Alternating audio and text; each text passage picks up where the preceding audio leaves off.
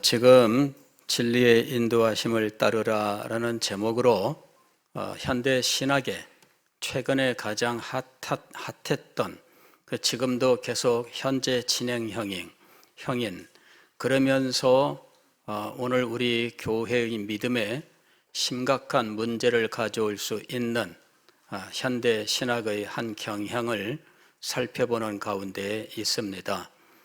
아마 듣기에 상당히 어려울 수도 있고 또 이 회차가 오늘 벌써 14회차 진행되고 있는데 너무 길다 이렇게 해서 어려워하는 분들도 아마 있을 겁니다.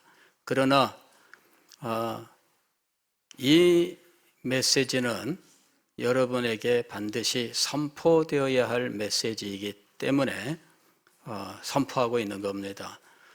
이것을 기도하시면서 어쨌든 들으려고 노력을 하시고 잘 이해가 안 된다 하시면 우리 홈페이지 또는 유튜브에 계속 올라가고 있으니까 주중에 2번, 3번, 4번, 5번이라도 들으시면서 이해하려고 노력을 하시면 참 좋겠습니다.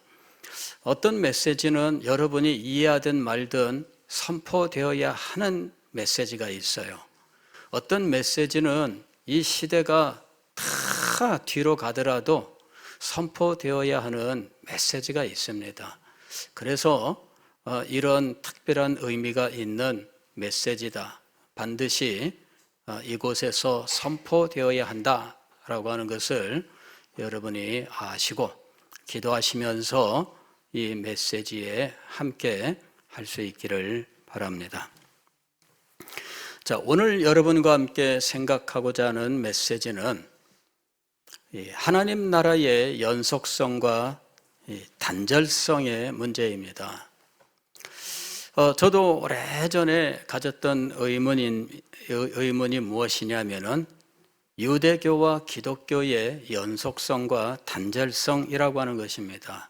다시 말씀을 드리면 유대교와 기독교는 어떤 면에서 같으며 어떤 면에서 다른가 하는 것이죠.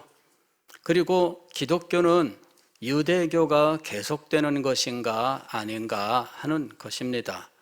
자, 이것이 바로 유대교와 기독교의 연속성과 단절성이라고 하는 말의 의미입니다. 유대교는 단지 예수님을 메시아로 인정하지 않았기 때문에 하나님께 버림을 받았고, 예수님을 메시아로 인정을 했더라면 하나님께 버림을 받지 않고 현재 신약 교회는 유대교의 연장이 되었을까 하는 거죠. 제가 이제 늘 품었던 의문이었습니다. 그 옛날 2000년 전에 유대인들이 예수님을 메시아로 받았다면 어떻게 되었을까? 그러면 예수님의 십자가도 없었을 것이요, 부활도 없었을 것인가? 그리고 유대교는 메시아가 왔고, 그리하여 오늘날 신약 교회는 유대교라는 이름으로 전 세계를 향하여 퍼져 나갔을 것인가? 사실 여기에 대해서는 긍정적인 답을 하기가 참 어려운데 왜 그렇지 않은지는 선명하게 말할 수 없는 어떤 의문이 제 마음속에 있었던 것입니다. 제가 우리 목사님들께로부터 요리문답을 배우고 신앙고백서를 배우고 또 신학교에 가서 조직신학을 배우면서 이것은 하나님의 경륜이다. 즉 하나님이 구약시대와 신약시대에 다른 계획을 가지시고 다른 목표를 설정하시고 이것을 행하셨다. 그래서 구약시대에는 유대인들의 시대라면 신약시대는 이방인의 시대이며 신약과 유대인 구약과는 그렇게 특별한 관계는 없다. 이런 식의 말씀을 들은 거예요. 그러나 신약과 구약이 다르면 우리가 구약을 새삼스럽게 다시 읽어야 될 이유도 없습니다. 그래서 구약이 오늘날 우리에게 어떤 의미가 있느냐 하는 문제는 아주 중요한 문제인 것이죠. 칼빈도 그의 기독교 강요에서 복음과 율법이라고 하는 제목으로 이 문제를 다루고 있습니다. 그러면서 구약에 복음이 담겨 있다라고 하면서 복음이 구약에 이미 계시가 되었고 신약에 그 계시가 연결되고 있다라고 말씀한 겁니다. 그러나 하나님께서 자기 백성을 구원하시는 길로 율법이 아닌 복음, 십자가를 믿는 믿음으로 하나님의 백성을 삼으셨다라고 말씀하고 있는 것입니다. 그래서 구약의 율법은 신약의 복음을 우리에게 알려주는 몽학선생, 즉 가정교사와 같은 역할을 한다라고 이야기를 한 겁니다. 그래서 연속성은 있지만 그러나 구약 백성들이 신약 시대에 우리 이방인들에게 동일한 방식으로 임하는 것은 아니다. 믿음으로 구원받고 믿음으로 하나님 나라 백성이 된다. 이렇게 말씀했던 것입니다. 그런데 최근에 와서 톰 라이트라고 하는 이 세관점 학자의 책을 읽어보니 그는 언제나 이렇게 이야기하고 있습니다. 기독교는 갱신된 유대교다라고 이야기하는 것이죠. 그래서 유대교의 연장인 것으로 이야기를 하고 있습니다. 유대인 중에 대다수가 예수님을 메시아로 믿지 않았다 할지라도 예수 그리스도는 메시아인 것이 틀림없고 그로 말미암아 하나님께서 정하신 모든 일들이 성취가 되었고 그래서 이방인들도 하나님 나라 백성이 되는 이 일들이 시작이 되었다. 새로운 시대인데 이 모든 것은 유대인 국가가 현실적으로 성취되기 때문이 아닌 의미적으로 상징적으로 성취되어 이루어지는 일들이다. 이렇게 말씀하고 있는 겁니다. 그래서 제가 새롭게 도전한 것입니다. 자, 하나님의 경륜이 바뀌었다. 그래서 구약 신약 시대는 이런 것이다 라고 말씀하는 그 내용을 과연 톰 라이트에게 어떻게 얘기할 수 있을까? 그리고 그런 주장을 어떻게 더욱더 선명하게 논박할 수 있을까 고민을 한 겁니다. 그냥 하나님의 경륜이야. 그리고 끝나는 것은 너무나 좀 간단하고 너무나 단순하다는 것이죠. 그래서 이 연속성과 단절성의 문제를 가지고 마음속에 늘 품고 독서도 하고 성경도 읽고 묵상도 하고 하다가 어느 날 제가 상징으로 받아들이고 있었던 것이 실제였구나라는 사실을 알게 되면서 나름대로 이 연속성과 단절성을 정리하게 된 것입니다. 기존 우리의 신학과 어긋나지 않으면서 이 신학을 그대로 이 성경 신학 속에서 어떻게 발견할 수 있는가 하는 고민을 하면서 성경을 읽다가 제가 발견한 사실입니다. 오늘 제가 여러분들에게 말씀드리는 것은 기존 신학에서 말하고 있는 이 중생이 실상은 예수님께서 말씀하신 새 나라의 출발이다라고 하는 이야기입니다. 하나님에게는 새 시대의 계획이 있었습니다. 구약의 모든 계시를 완성하는 새로운 계획이었습니다. 그것은 새로운 백성을 창조하시는 계획이었고 또 이 새로운 백성으로 하나님의 나라를 이루시는 일이었습니다. 이것이 요한복음 3장에서 니고데모와 대화하시는 중에 예수님께서 말씀하신 내용 가운데 또 요한복음 1장 말씀이 육신이 되어 우리 가운데 거하시는 이 사건 계시 속에 나타나 있는 것입니다. 새로운 하나님의 백성, 그 계획은 요한복음 1장에 등장하고 있습니다. 요한복음은 태초에 말씀이 계셨다라고 이야기합니다. 이 말씀은 하나님과 함께 계셨고 이 말씀이 곧 하나님이셨다고 이야기합니다. 말씀은 창조주로서 하나님의 창조에 함께 하셨습니다. 만물은 그가 없이는 지은 바 되지 않았다 합니다. 그리고 말씀은 특별히 생명이라고 이야기합니다. 그 안에 생명이 있었습니다. 그리고 생명은 바로 빛이라고 이야기하면서 생명의 빛이 이 땅의 빛이었다라고 이야기합니다. 그런데 이 땅은 어두움이 가득한 세상입니다. 그래서 이 빛을 피하여 숨는데 빛이 이 땅에 오셨습니다. 이 빛은 자기 백성 가운데 오셨지만 자기 백성은 이 빛을 피하였다, 영접지 아니하였다라고 이야기합니다. 그러나 이 빛을 영접하는 자들이 있었습니다. 영접하는 자, 곧 그 이름을 믿는 자들에게는 하나님의 자녀가 되는 권세를 주셨다라고 말씀합니다. 즉, 빛이 이 땅에 오셨는데 이 빛의 원래 백성들은 빛을 영접하지 아니하였습니다. 그런데 이 세상에 이 빛을 영접한 사람들이 있었습니다. 그들은 믿는 자들이었습니다. 그 이름을 믿는 자들이었는데 그들을 하나님께서 하나님의 자녀로 삼으셨다라고 말씀하는 겁니다. 그러면서 요한복음 1장 13절 보면 하나님의 자녀가 된 이 사람들에 대해서 이렇게 설명합니다. 이는 혈통으로나 육정으로나 사람의 뜻으로 나지 아니하고 오직 하나님께로부터 난 자들이니라. 하나님께로부터 난 자라고 이야기합니다. 이것은 어찌 보면은 상징처럼 보입니다.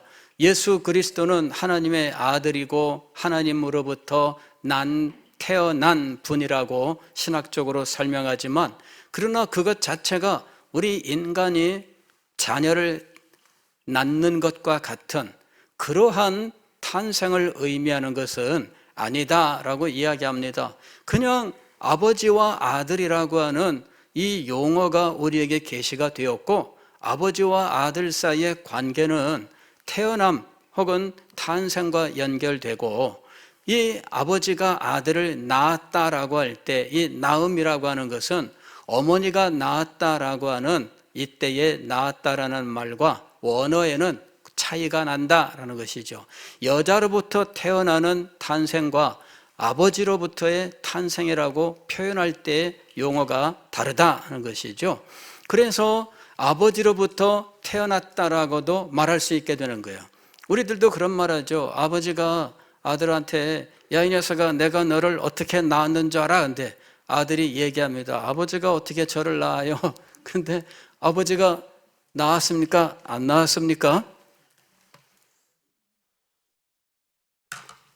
육체적으로 낳은 것은 아닙니다. 그러나 아버지로부터 태어난 것은 맞지요. 그러니까 이 하나님께로부터 태어남이라고 하는 것이 육체적 탄생을 말하는 것은 아니지만 분명히 하나님으로부터 존재하게 된 어떤 사건을 말씀하고 있는 겁니다. 그런데 요한복음 3장에서 바로 이 부분을 예수님께서 설명하고 계시는 거예요.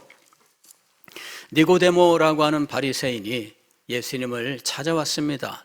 그리고 예수님께 대하여 당신은 하나님께로부터 온 분입니다 라고 이야기해요. 그랬더니 예수님께서 니고데모에게 이렇게 이야기합니다. 3절 말씀을 보면은 진실로 진실로 네게 이르노니 사람이 거듭나지 아니하면 하나님의 나라를 볼 수 없느니라. 굉장히 뜬금없는 말씀처럼 보입니다. 당신은 하나님께로부터 온 자인 줄 우리가 아나이다. 그렇지 않으면 이런 이적을 행할 수 없을 것입니다 라고 이야기했는데, 진실로 진실로 내게 이르노니 사람이 거듭나지 아니하면 하나님의 나라를 볼 수 없다. 이건 서로 지금 대화가 어긋나고 있는 것처럼 보입니다. 그래서 제가 늘 이 어긋남에 대해서 예수님은 왜 이렇게 먼저 뜬금없이 말씀을 하셨을까 하는 의문을 가지고 있었습니다. 그러나 알고 보니까 이 말은 지금 예수님과 니고데모의 대화 전부를 속기록으로 적은 것이 아니에요. 속기록이라고 하면은 기침소리까지 다 적는 게 속기록입니다. 그런데 그러면 한마디도 빠지지 않겠죠. 하는 이런 그 말더듬 그것까지도 다 기록을 하지요. 그게 속기록입니다.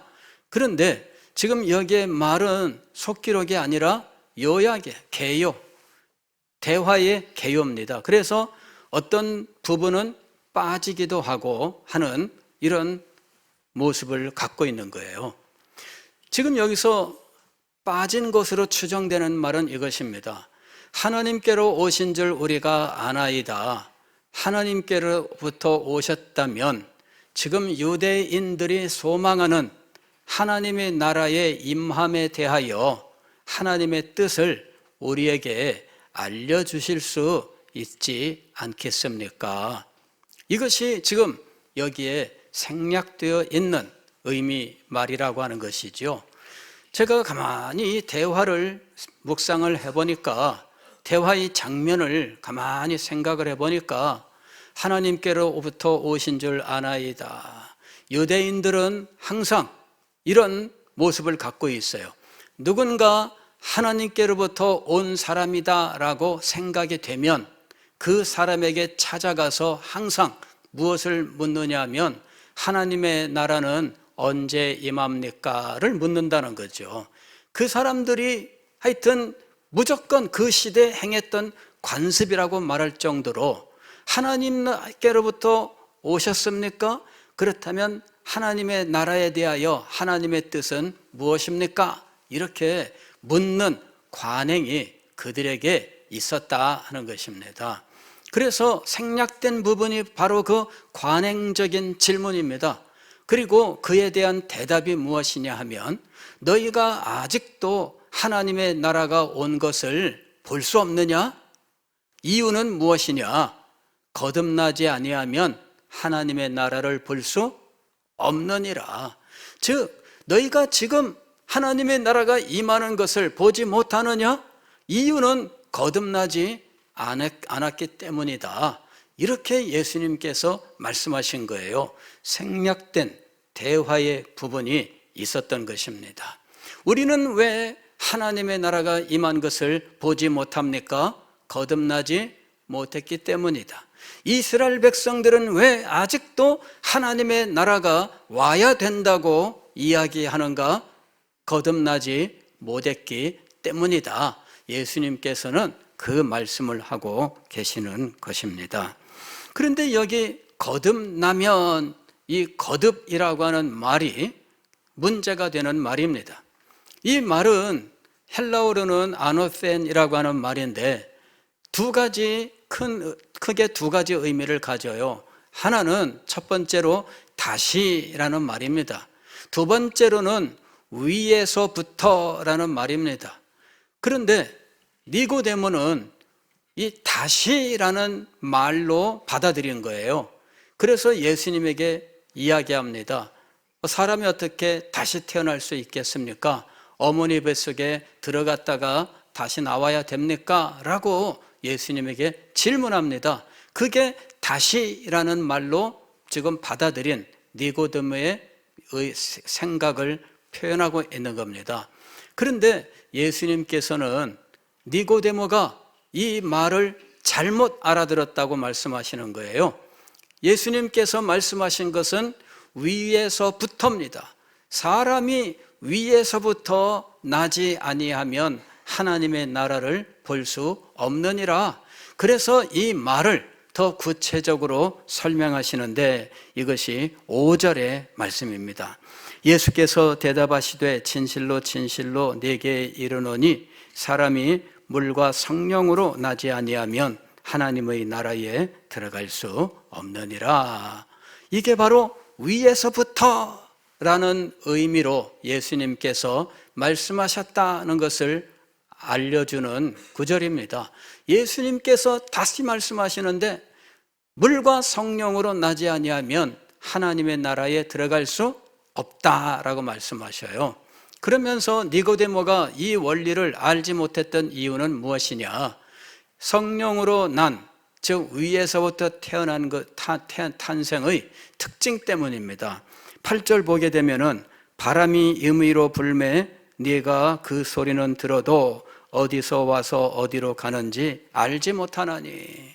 즉 바람이 우리 눈에 보이지 않는 것처럼 성령으로 태어남이라고 하는 것은 우리 눈에 보이지 않는 것입니다.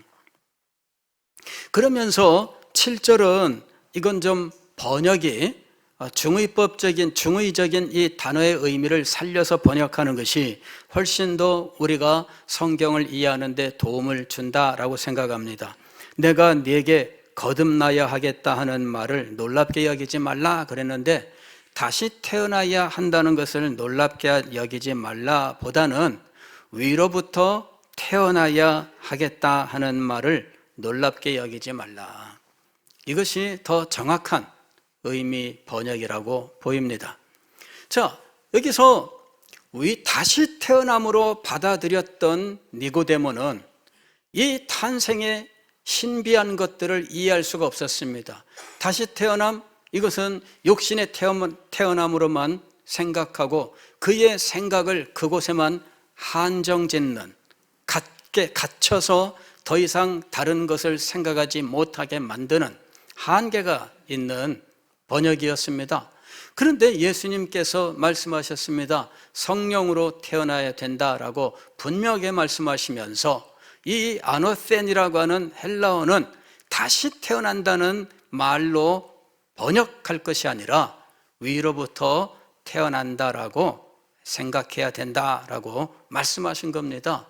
위로부터 태어남, 이것이 바로 성령으로 나는 것입니다.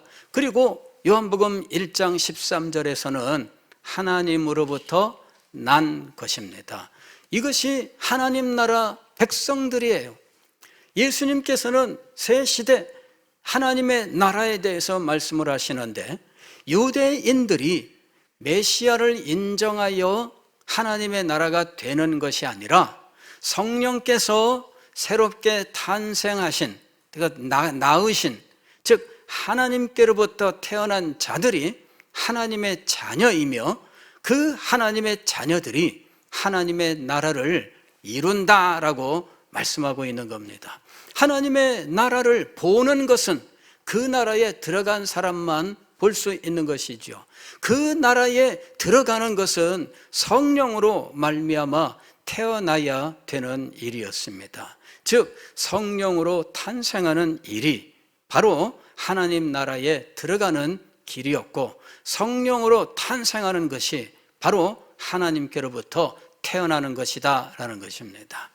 우리 신학에서는 이 중생에 대해서 이렇게 이야기하죠. 중생을 거듭남이라고 혹은 새로남 이렇게 이야기합니다. 그러면서 그리스도인이 되기 위해서는 반드시 중생을 해야 된다라고 이야기하는 겁니다. 그런데 지금 주님의 말씀을 보면 단지 중생이라고 하는 어떤 사건이 있는 그런 것이 아니라 하나님의 계획 속에서 유대인으로부터 신약 교회로 넘어가는 이 결정적인 변화, 그것이 무엇인지를 말씀하고 있는 겁니다. 새로운 이 시대에 하나님의 백성들의 새로운 시대가 열리는데 그것은 우리가 신학에서는 중생이라고 부르고 오늘 예수님의 말씀을 통해 보면 성령으로 태어남으로부터 시작되는 것입니다. 그리스도인이 되는 것은 성령의 사역이다. 그리고 성령의 사역으로 새 생명이 그 속에 성령의 새 생명의 원리로 우리의 속에 임하시는 것이 중생이다, 이렇게 설명합니다. 그런데 그 일이 이렇게 생명과 하나님의 나라 백성이 되고 그 새로운 백성들로 이루어지는 새로운 하나님의 나라가 되는 새 시대의 원리가 되게 하신 일이 일어났다는 것입니다. 그래서 유대인들이 예수님을 메시아로 인정했다고 해서 저절로 유대인의 나라가 하나님의 나라로 새롭게 되는 것이 아니라 예수님께서는 유대인들에게 무엇을 가르치셨습니까? 성령으로 새롭게 태어나는 하나님의 나라를 가르치신 것입니다. 이미 그것을 가르치신 거예요. 그래서 예수님을 메시아로 영접하나, 그러나 그 영접하는 자에게는 누구의 역사가 있는 것입니까? 성령의 역사가 있어 그 성령으로 말미암아 새로운 하나님의 나라 백성이 되는 새 시대가 열리게 되었다 하는 것입니다. 베드로가 예수님께 신앙 고백한 사건이 마태복음 16장에 등장하지요. 16절을 보면 주는 그리스도시요 하나님의 아들이십니다 라고 고백합니다. 그러나 그 고백이 얼마나 훌륭한 고백입니까? 그러나 우리가 그 고백만으로 그리스도인이 되는 것은 아닙니다. 그 고백하는 자 속에 무엇이 있어야 됩니까? 새 생명의 탄생이 있어야 돼요. 새 생명의 탄생은 성령으로 말미암아 이루어지는 일입니다. 성령으로 말미암아 새 생명이 우리 속에 탄생하면서 우리가 예수님을 나의 구주, 나의 하나님께서 우리를 위해 보내신 메시아 구주라고 하는 사실을 믿게 되는 것입니다. 그럴 때 그는 하나님의 자녀로 탄생하는 것입니다. 하나님께로부터 태어나는 것이에요. 그리고 그 일은 성령이 행하신 일이기 때문에 성령으로 난 자라고 이야기하는 것입니다. 그리고 성령께서 그 속에 임재하시면서 언제나 새 생명의 원리로 역사하셔서 우리는 새로운 백성으로 삶을 살게 되는 것입니다. 이 놀라운 변화는 새 시대, 새로운 나라의 새로운 왕 예수 그리스도께서 오시면서 시작되는 일입니다. 이것이 하나님의 계획이었던 것이죠. 사람들이 광야에서 물로 세례주는 요한에게 찾아와서 묻습니다. 그때 요한이 나는 메시아가 아니다 라고 분명히 밝히고 내 뒤에 오시는 이가 있는데 나는 그의 신발 끈을 묶기에도 합당치 못한 아주 천한 자이다 라고 자신의 위치를 이야기합니다. 그러면서 오시는 그분에 대하여 이야기하는 장면이 나옵니다. 그는 성령과 불로 세례를 주시는 분이시다 라고 이야기합니다. 성령과 불로 세례를 주시는 분.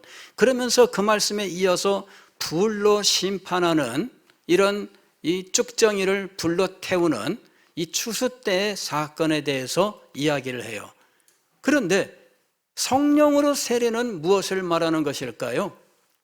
불로 세례는 심판하시는 그 종말에 대한 이야기라면 성령으로 세례는 무엇을 말씀하는 것일까요? 바로 이것이 성령으로 새 시대가 시작되고 성령으로 새 자녀를 낳으시고 성령으로 새 백성들을 삼아 하나님의 나라가 새롭게 임하는 것을 말씀하는 것입니다. 예수 그리스도께서 성령으로 세례를 주시는 분이십니다. 그리하여 성령의 시대가 시작되는 것이죠. 이는 예수 그리스도께서 행하시는 일이에요.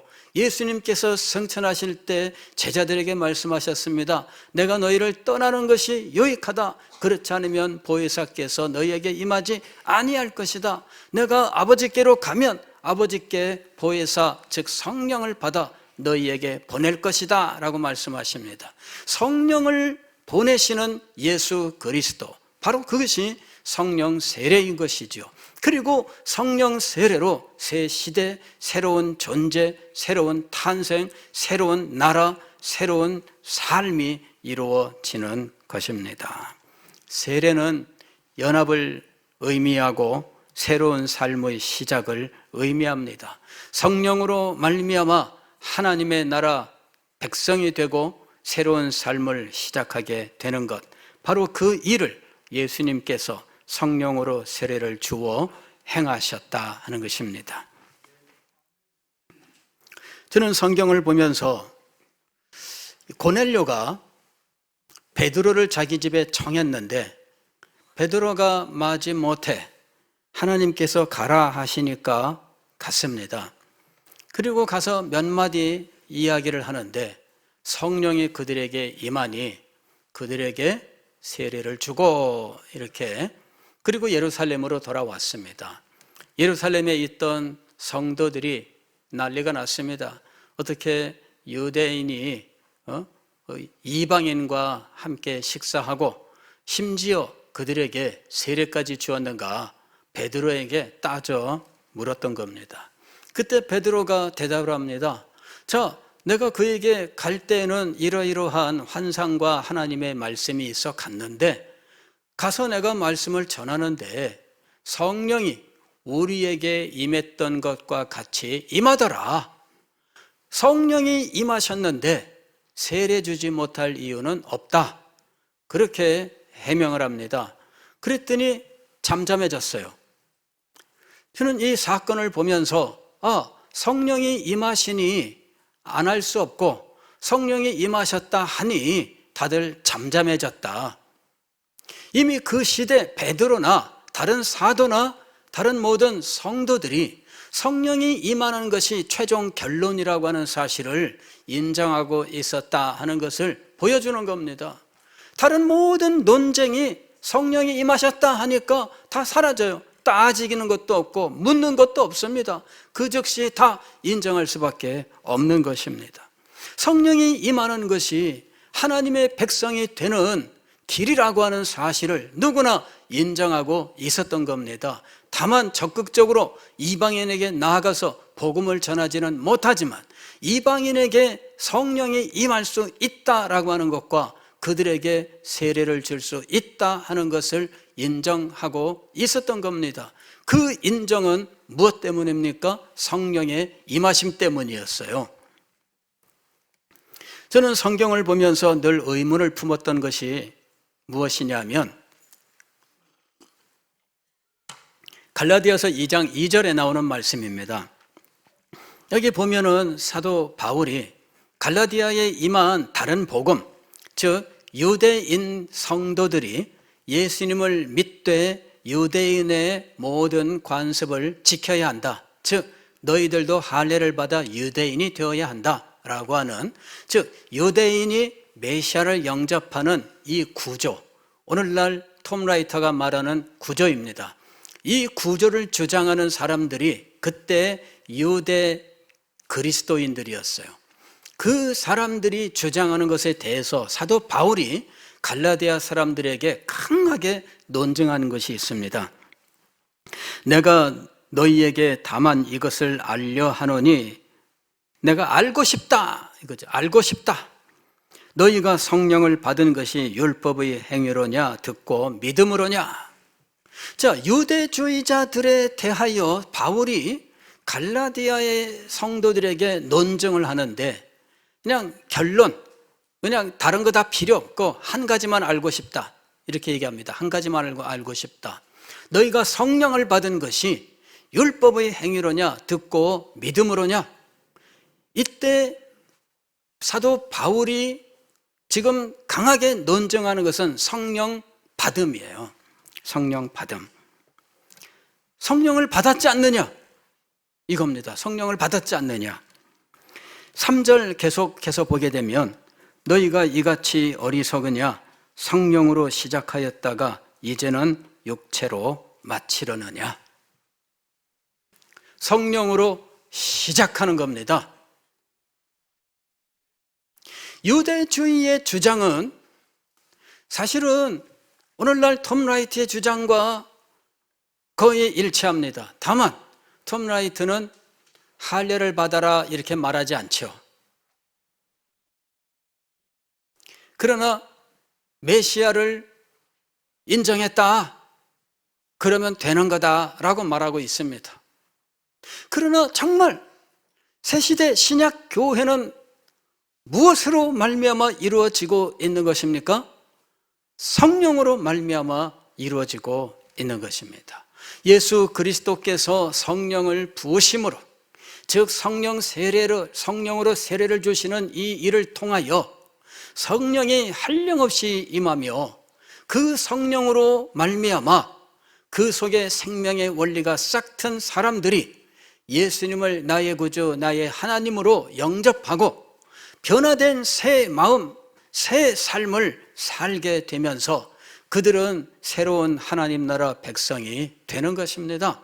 이것이 신약 시대인 것이지요. 그래서 유대인들도 이 시대의 원리를 따라 성령으로 새롭게 되어야 됩니다.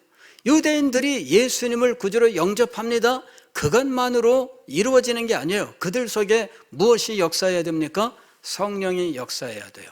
우리에게와 동일하게 성령이 유대인에게도 임하고 성령께서 그의 영혼에 좌정하시고 생명의 원리가 되셔야 됩니다. 그래서 그의 의와 그의 모든 능력과 그의 모든 지식들을 전혀 새롭게 바꿔 놓아야 됩니다. 그리하여 그의 세계관과 인생관과 가치관이 완전히 새롭게 변화되어야 하는 것이죠.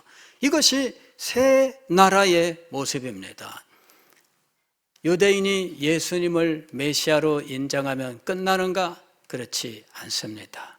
그렇게 되기 위하여 그들 속에 성령의 역사가 있어야 하는 것입니다. 성령의 탄생, 성령으로 난 이 일이 그들의 비밀이 되어야 하는 것이죠.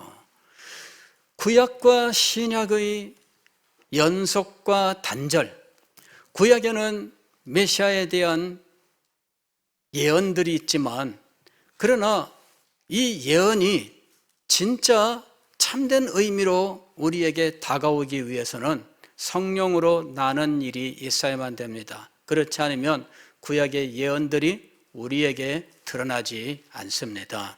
바로 그 성령으로 태어나는 놀라운 역사가 새로운 하나님의 나라 백성들을 만들고 새로운 하나님의 나라는 그 새로운 백성들로 이루어지는 것입니다. 그 백성들 속에는 이방인도 있지만 유대인도 있되 차별이 없이 성령으로 태어난 사람만 존재하는 것입니다. 기도하겠습니다.